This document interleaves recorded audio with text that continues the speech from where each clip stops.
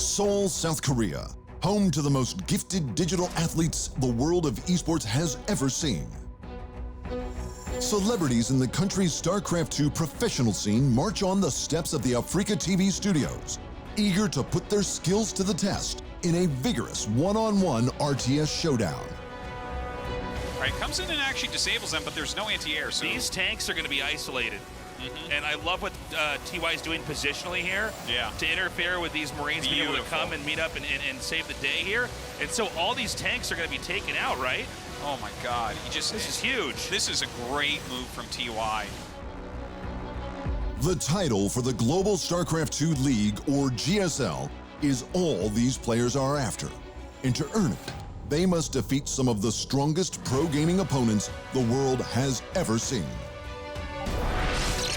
The competition has entered its round of 16. 4 individual groups of 4 elite players compete in a best-of-3 for a spot in the playoffs, where the lowest scoring players of each group are eliminated from the tournament.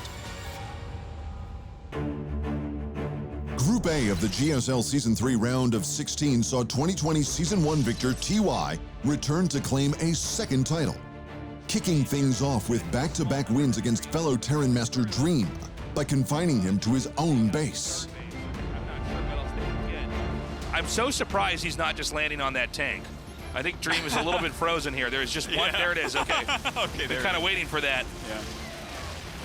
Okay. All right. At that moment, he is going to stim over and try to pick off everything. It looks like that's going to be it. GG. Wow. In the winners match, TY was pitted against Protoss sensation Xiao.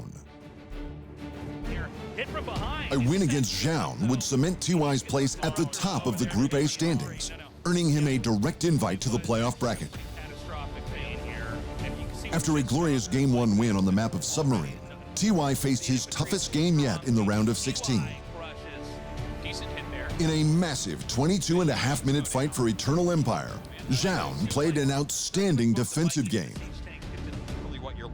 harassing TY with Dark Templars until it was time to unleash his fleet of Protoss carriers, dwindling TY's numbers and forcing him to concede. The tiebreaker match of Pillars of Gold would be a round of redemption for TY, applying massive early game pressure to bring down Xiao's expansion and disrupt his economy. The repeated hits to Xiao's second Nexus became too much. The Protoss player was too far behind, forcing him to hand the series over to the legendary Terran player. Working his way back from an almost certain defeat, Group A's Zerg contender Armani was off to a rough start in the round of 16, suffering a 2-0 loss to Xiao at the beginning of the day. It wasn't until the second game of the elimination match where things started to turn around for the Zerg hopeful, defeating Dream on the map of Death Aura with some amazing Nidus worm play, before completely overrunning his Terran opponent on Golden Wall. A glorious reverse sweep to keep Armani's dream alive in the GSL. He's got to lift up and bring him to the high ground. That is too many banelings to deal with. Yeah, the banelings just continue to spill through. The mutas can now hit the Liberators.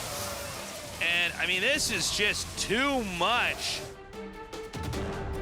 In order to secure a spot in the Final 8, Armani would need to beat Xiao in a best-of-3 rematch. A task that would once again prove difficult, as Xiao infiltrated Armani's base with an army of stalkers, finishing off Game 1 in dominant style.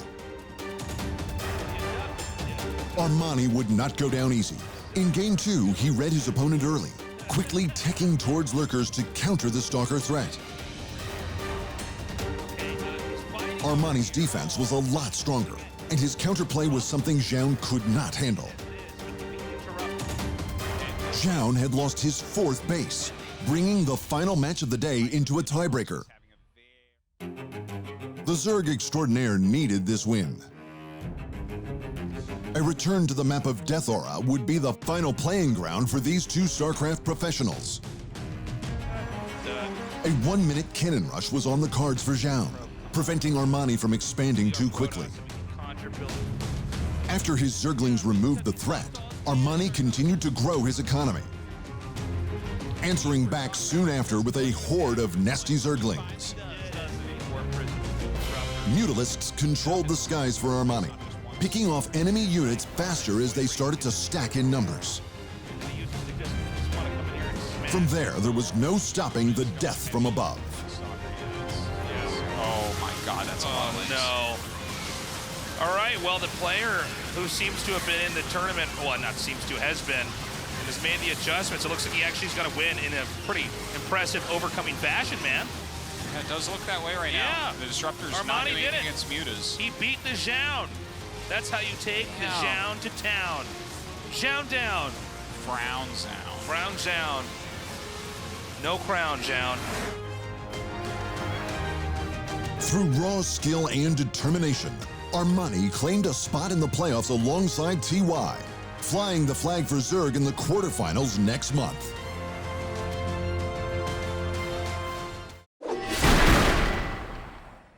Thanks for watching. Hit the subscribe button to keep up to date with the amazing eSport content from around the gaming globe.